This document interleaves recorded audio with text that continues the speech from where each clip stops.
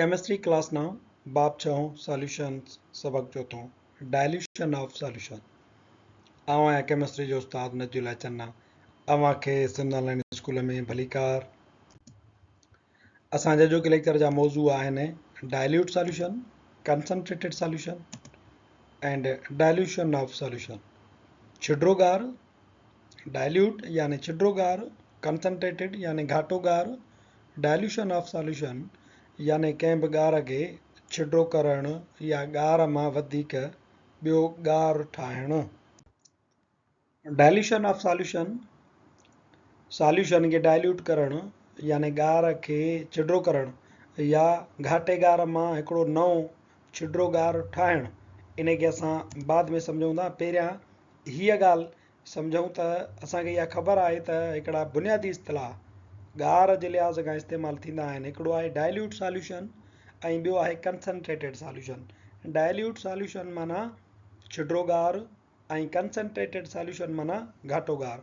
हाणे इन्हनि ॿिन्ही गारनि जो बुनियादु इन ॻाल्हि ते हूंदो आहे त उन्हनि जे अंदरि ॻरंदड़ जो मिक़दारु केतिरो आहे। डायल्यूट सॉल्यूशन उहो सॉल्यूशन हूंदो आहे जंहिंजे अंदरि ॻारींदड़ त घणे मिक़दार में हूंदो आहे पर उन में सॉल्यूट थोरे मिक़दार में हूंदो आहे। मिसाल जे तौर ते हिन तस्वीर खे ॾिसो त हिन में तव्हांखे जेके ही अछा जेके मालिक्यूल आहिनि उहे पाणी जा असांखे नज़र अचनि था ऐं जेको ॿियो ब्लू आहिनि इहे सॉल्यूट यानी ॻरंदड़ जा ज़रड़ा आहिनि। हाणे ॾिसो त ॻरंदड़ तमामु थोरे मिक़दार में आहे, इन जे करे ही गार जेको आहे उहो डायल्यूट आहे। छो त ॻारींदड़ घणो आहे ऐं ॻरंदड़ जेको आहे उहो थोरो मिक़दार आहे।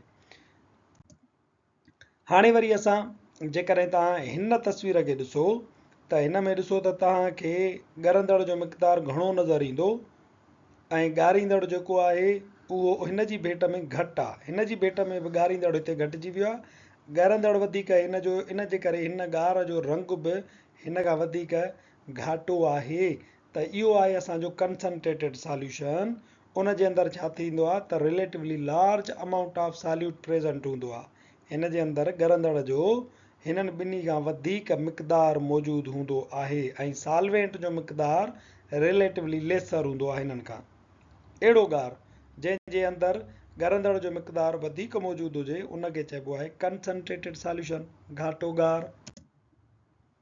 हाणे असीं अचूं था डायल्यूशन ऑफ सॉल्यूशन ते, यानी गार खे छिड्रो करणु या घाटे गार मां हिकिड़ो नओं गार ठाहिणु। Dilution of a solution is a necessary process in the laboratory. जॾहिं तव्हां यूनिवर्सिटी वेंदव उते प्रैक्टिकल कंदव त तव्हांखे ख़बर पवंदी त लेबोरेटरी जे अंदरि डायल्यूशन ऑफ सॉल्यूशन हिकिड़ो अहम प्रोसेस आहे। छो त जॾहिं स्टॉक सॉल्यूशन वरितो वेंदो आहे त उहो लेबोरेटरी में रखियो वेंदो आहे ऐं पोइ उन मां घुर्बल कंसंट्रेशन, घुर्बल घाटाईअ जा गार जेके आहिनि उहे तयारु कया वेंदा आहिनि। उहो तयारु कीअं कबो? स्टॉक सॉल्यूशन खे छा कबो आहे? डायल्यूट कबो आहे। इन खे असां चऊं था डायल्यूशन ऑफ सॉल्यूशन, यानी गार खे छिड्रो करणु या स्टॉक सॉल्यूशन मां रिक्वायर्ड सॉल्यूशन तयारु करणु। मिसाल जे तौर ते ॾिसो सादी तस्वीर आहे, उन जे अंदरि तव्हांखे नज़र ईंदो त हिन में पहिरियां घाटो गार असां थोरो खयोंसीं, पोइ असां उन में सॉल्वेंट ऐड करे हाणे छिड्रो गार ठाहियूं था। इक्वेशन आहे असां वटि M1V1 is equal two M2V2। ही वारो जेको हिसो आहे उहो आहे कंसंट्रेटेड सॉल्यूशन जो, बराबरि आहे डायल्यूट सॉल्यूशन पार्ट ॿियो। हाणे हिन इक्वेशन जे बुनियाद ते असां लेबोरेटरी जे अंदरि या जेके न्यूमरिकल्स आहिनि उहे हल करे सघूं था त रिक्वायर्ड कंसंट्रेशन जो सॉल्यूशन कीअं तयारु कजे। असांजे किताब में सवाल ॾिनल आहे how do you prepare 100 ml of 0.40 molar magnesium sulphate from a stock solution of 2 molar magnesium sulphate. असांजी लेबोरेटरी में स्टॉक सॉल्यूशन में पियो आहे 2 मोलर मैग्नीशियम सल्फेट ऐं असांखे उन मां तयारु करिणो आहे 100 ml 0.40 मोलर मैग्नीशियम सल्फेट जो। कीअं तयारु कंदासीं? इन जे लाइ असां पहिरियां डेटा कढूं। M1V1 यानी कंसंट्रेटेड सॉल्यूशन आहे। M1 यानी मोलरिटी छा आहे तव्हां वटि स्टॉक सॉल्यूशन जी? मोलरिटी आहे 2.0 यानी 2, इहो थींदो हिते M1। V1 असांखे मिलियल कोन्हे को, उहो ई असांखे मालूम करिणो आहे। M2 आहे 0.40, V2 आहे 100 ml। हाणे इहा डेटा असां कढूंसि। M1 आहे 2.0, V1 असांखे मालूम करिणो आहे, M2 0.40, V2 आहे 100 ml।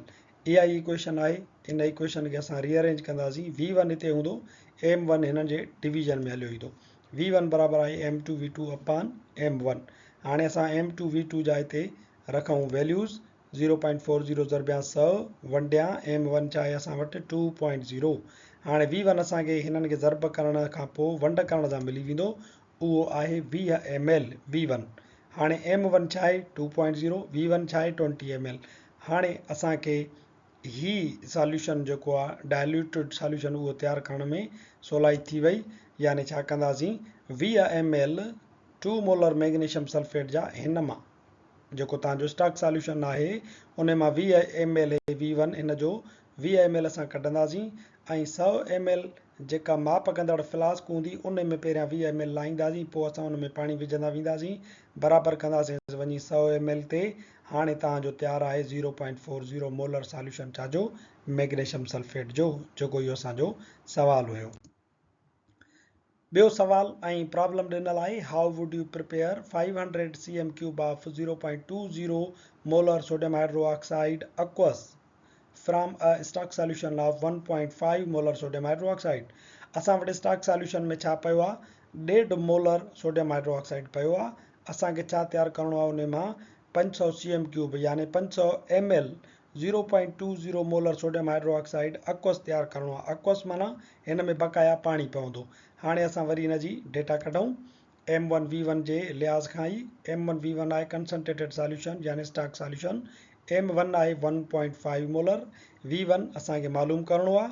M2 V2 ही असांजा पिया आहिनि। M2 आहे 0.20 ऐं V2 आहे 500 ml या cm³। हाणे असां इहा ई इक्वेशन इस्तेमालु थींदी। मालूम छा करिणो आहे, V1 M1 हितां निकिरी ज़रब में आहे त हेॾो वंड में हलियो वेंदो। V1 बराबरि आहे M2 V2 वंडिया M1। वैल्यूज़ रखूं त वैल्यूज़ आहिनि, V1 बराबरि आहे 0.20, M2 V2 आहे 500 वंडिया 1.50। त असांखे वॉल्यूम 1.5 जो घणो मिलियो, 66.67 क्यूबिक सेंटीमीटर या ml। हाणे असां छा कंदासीं, 66.67 ml हिन सोडियम हाइड्रोक्साइड जा असां छा कंदासीं, हिकिड़ी अहिड़ी मेयरिंग फ्लास्क में विझंदासीं जेका तक़रीबन 500 ml ताईं माप कंदी हुजे। उन में असां छा विझंदासीं, 66.67 ml विझंदासीं सोडियम हाइड्रोक्साइड ही वारो। पोइ असां उन में पाणी विझंदा वेंदासीं तव्हांजो 500 ml जे बराबरि थी वञे या 500 cm³, ॿई ॻाल्हि साॻी आहिनि। हाणे ओसी ताईं जेॾी महिल जो बराबरि थी वियो त हाणे असांजो तयारु आहे 0.2 मोलर सोडियम हाइड्रोक्साइड जो सॉल्यूशन, जेको बराबरि आहे 500 ml जे। अॼोको लेक्चर ते पुॼाणी ते पहुतो। वधीक वीडियोज़ लाइ ॾिसंदा रहो सिंध ऑनलाइन स्कूल।